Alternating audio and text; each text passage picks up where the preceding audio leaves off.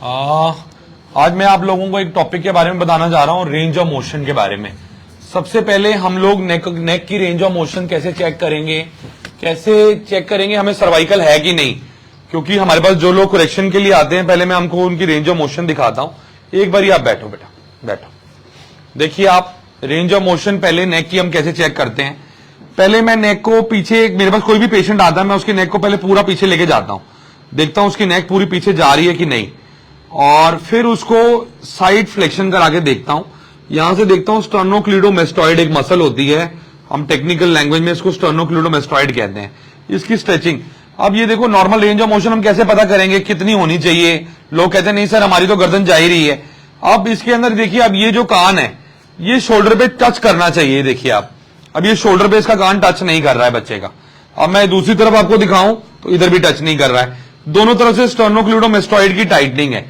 पीछे दिखाऊं hyper extension भी टाइट है, और अब इधर आपको दिखाऊं साइड रोटेशन, ये भी दोनों तरफ इनकी रिस्ट्रिक्टेड है। तो अभी इनकी रेंज ऑफ मोशन बिगड़ी हुई है और इनको सर्वाइकल स्पॉन्डिलाइटिस है, क्योंकि नेक जब तक मैं इसको स्ट्रेच करके पूरा शोल्डर के पास आना चाहिए कान, और बहुत कम डिस्टेंस रह जाना चाहिए। तो ये आप लोग घर पे भी चेक कर सकते हो, कोई मुश्किल नहीं है। लेकिन एक चीज का ध्यान रखना है, आपने शोल्डर को यहां से स्टेबलाइज कर लेना है, इस तरह इसको दबा देना है, और जब इसको हम दबाएंगे तो ये गर्दन को हम स्ट्रेच करते हुए लेके जाएंगे इस तरफ। ये कंधा उठने नहीं देना। अगर इन्होंने ये कंधा ऊपर कर दिया तो इनकी रेंज ऑफ मोशन बढ़ जाएगी, वो मेरी मूवमेंट ही गलत हो गई। तो मैं इसको कंधे को स्टेबलाइज करूंगा, इसको हिलने नहीं दूंगा। अब इसको खींचूंगा गर्दन को, तो मुझे पता चलेगा नेक की रेंज ऑफ मोशन कितनी है। दोनों तरफ हम देखेंगे साइड फ्लेक्शन में कितनी है, फिर पीछे हाइपर एक्सटेंशन में देखेंगे कितनी है, साइड रोटेशन में कितनी है। और दूसरी चीज कि देखो इनके शोल्डर्स आगे की तरफ प्रोट्रूड करेंगे। आप देख सकते हैं कंधे ऐसे आगे की तरफ आ जाएंगे, इस तरह से गर्दन ऐसे पेशेंट की प्रोट्रूड करेगी जो मेरे पास आते हैं लोग। तो ये बेसिकली पोस्चरल प्रॉब्लम आती क्यों है पेशेंट को, वो भी मैं आपको थोड़ा सा एक्सप्लेन कर देता हूं। ये आजकल देखो हमारा सेडेंटरी लाइफस्टाइल है, वर्क फ्रॉम होम चल रहा है, 2 साल हो गए, कोरोना अभी तक चला गया है, लेकिन लोग लैपटॉप पे काम कर रहे हैं घंटों बैठ के। तो जब हम ऐसे करके सारा दिन काम कर रहे हैं, लैपटॉप पे बैठे हुए हैं 24 घंटे, 8, 10, 12 घंटे लोग आते हैं, सर हम लैपटॉप पे कंटिन्यूस काम करते हैं हफ्ते में 7-7 दिन। तो जब ऐसे बंदा बैठ के काम कर रहा है या फॉरवर्ड बेंडिंग करके, तो हम उसको यही कहते हैं कि आप एक थोड़ी सी अपनी कंप्यूटर की हाइट को इंक्रीज कर लो, स्क्रीन को आई लेवल पे रखो कि आपकी गर्दन आगे की तरफ ना झुके, आपको परेशानी ना आए। लेडीज घरों में बच्चों को पढ़ा रही हैं, तो उन लोगों को भी मैं यही समझाना चाहूंगा लेडीज को कि अगर आप बच्चों को पढ़ाती हैं, थोड़ा सा टेबल स्टैंड लगा लीजिए कि आपकी गर्दन आगे की तरफ ना झुके, आपका रेंज ऑफ मोशन ना जाए। और अभी ये काफी ज्यादा प्रॉब्लम हम फेस कर रहे हैं, देख रहे हैं कि इस तरह से लोग आगे गर्दन झुका के सारे काम कर रहे हैं। तो इस तरह की प्रॉब्लम्स होती हैं जिसका हम लोग चेक करते हैं। अभी मैं आपको इनका शोल्डर का रेंज ऑफ मोशन कैसे चेक करना है वो बताऊंगा। पहले शोल्डर में देखो मूवमेंट्स कौन कौन सी होती है। This is shoulder flexion. अब इसका रेंज ऑफ मोशन 180 डिग्री होना चाहिए। अब आप लोग घर पे कैसे चेक करोगे, और मैं इसको, मेरे पास तो एक इंस्ट्रूमेंट है चेक करने के लिए जिसको हम लोग गोनियोमीटर कहते हैं। देखो इस तरह का मेरे पास तो इंस्ट्रूमेंट होता है। जब मैं इनिशियली डिग्री करके आया था तो मेरे को नहीं आती थी, तो बहुत शौक था कि कैसे चेक करेंगे, तब मैं इसको यूज करता था। अब तो पेशेंट की रेंज ऑफ मोशन देख के ही मुझे अंदाजा हो जाता है। देखो इसके अंदर 2 एंड से आप देख रहे हो इसके, तो इस तरह से मैं इसकी ये रीडिंग लेता हूं बॉडी से नॉर्मल एनाटॉमी का। तो ये आप देख सकते हैं 180 डिग्री रेंज पूरी है, शोल्डर फ्रोजन नहीं है। जहां रेंज ऑफ मोशन कम हो जाएगा, इतना हो जाएगा, तो मैं इसको यहां से मेजर कर लूंगा कि इसका रेंज ऑफ मोशन कितना है। तो इस तरह से मैं रेंज ऑफ मोशन देख सकता हूं कितना है पेशेंट का, कितना नहीं है।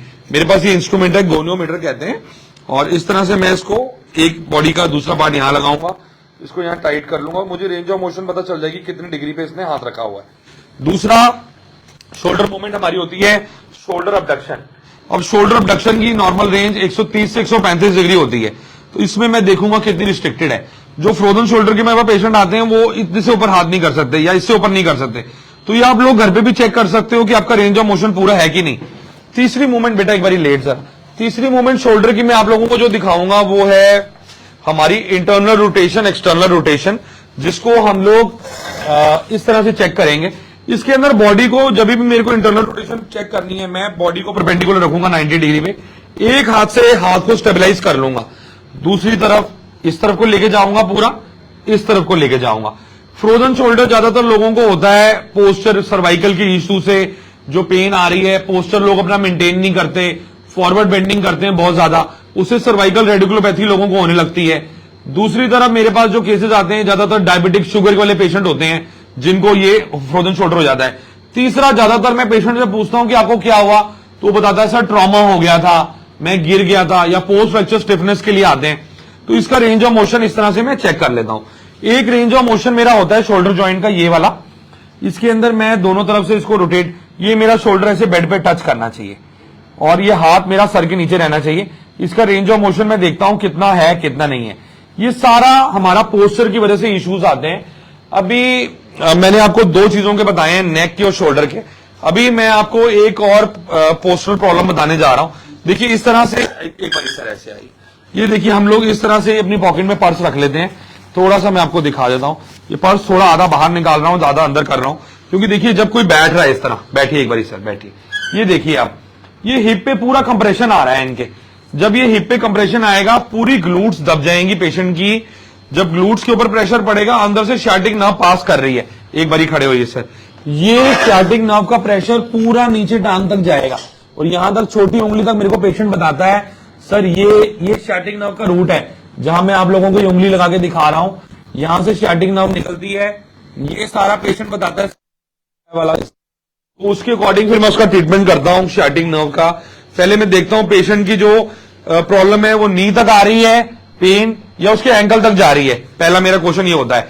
कई लोग आगे कहते हैं सर आगे ग्रोइन में आ गई है, कई लोगों को पेट में आ जाती है दर्द। अलग अलग पेशेंट अलग अलग सिम्टम लेके आता है।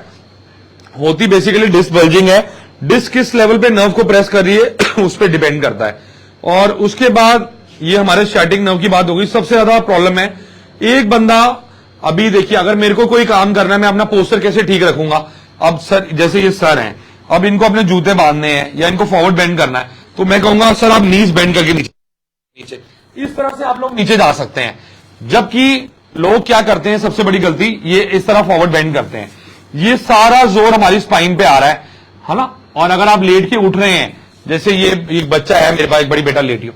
अब लोग क्या गलती करते हैं, सबसे पहले मैं ट्रीटमेंट के लिए अपने टेबल पे ही लेता हूं, लोग क्या करते हैं सीधे के सीधे उठ जाते हैं। अब आप सीधे के सीधे उठ जाएंगे तो पूरा जोर कमर पे आ जाएगा और सारा मेरा करा हुआ ट्रीटमेंट बेकार चला जाएगा।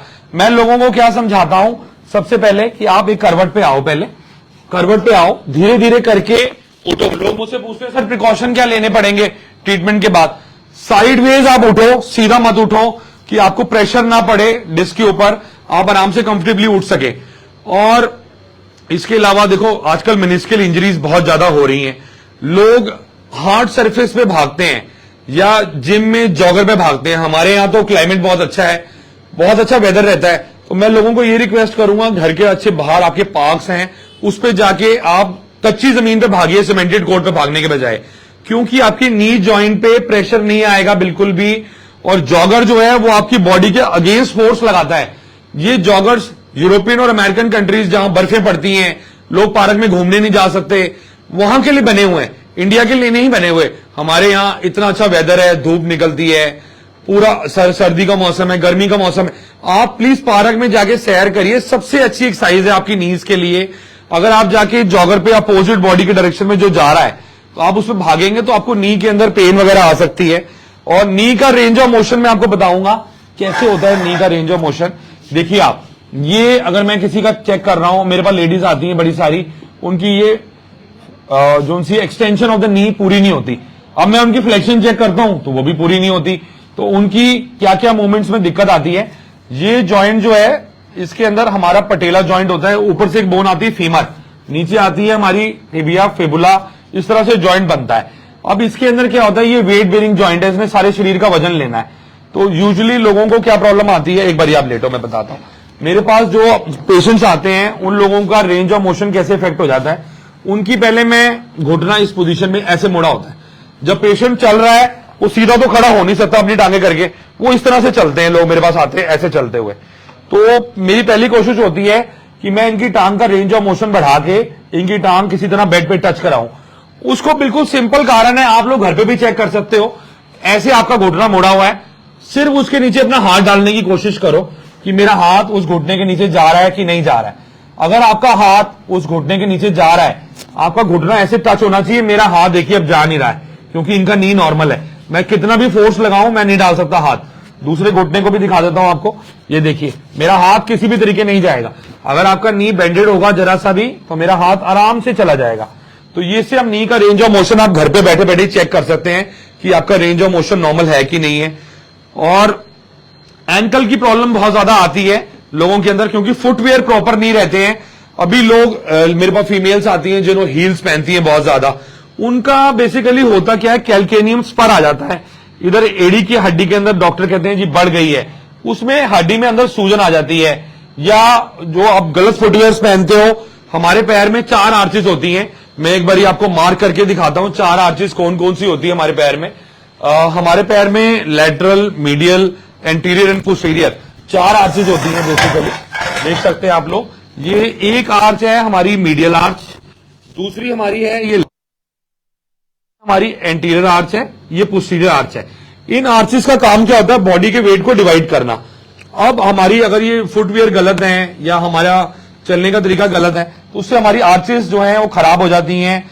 हमारा पैर जो है उसका सोल खराब हो जाता है, पेशेंट ठीक तरह से चलता नहीं है। और इसका कैसे रेंज ऑफ मोशन आप चेक करेंगे, एंकल का आपका प्रॉपर है कि नहीं है। एंकल को पहले हम डॉर्सीफ्लेक्स करेंगे, प्लांटर फ्लेक्स करेंगे, इन्वर्जन करेंगे, इवर्जन करेंगे। ये 4 मूवमेंट है हमारे एंकल की। तो ये चारों मूवमेंट हम करके देखेंगे हमारा रेंज ऑफ मोशन पूरा है कि नहीं। आराम से आप घर पे चेक कर सकते हो। ये मैक्सिमम रेंज है एंकल की, इसके ऊपर इसका बैरियर है। अगर ये रेंज ऑफ मोशन इसके अंदर नहीं पहुंच पा रहा तो इसका मतलब ये एंकल रिस्ट्रिक्टेड है। दूसरा, मैं इसको डाउन करके देखूंगा तो इसके अंदर मेरे को इसका एंकल का रेंज ऑफ मोशन पता चल जाएगा। फिर मैं इसको इन्वर्जन करके देखूंगा इसका रेंज ऑफ मोशन पूरा है कि नहीं, रिवर्जन करके देखूंगा पूरा है कि नहीं। तो ये तरीके हैं हमारे चेक करने के रेंज ऑफ मोशन। हमारे पास तो इंस्ट्रूमेंट्स हैं, बाकी मैंने आपको बड़े सिंपल तरीके बता दिए हैं किस तरह से आप लोग चेक कर सकते हैं अपने घरों के अंदर। मेरा नाम डॉक्टर वरुण दुग्गल है और मैं दिल्ली रमेश नगर में मेरा क्लिनिक है। और अगर आप मेरे पास आना चाहते हैं तो आप करनाल प्लस के ऊपर दिए गए नंबर पे मुझे कॉल कर सकते हैं और मेरे पास आके कभी भी ट्रीटमेंट करा सकते हैं। जो भी आपके मैसेज होंगे करनाल प्लस के थ्रू मेरे पास कन्वे हो जाते हैं। Thank you so much for watching my videos. Thank you.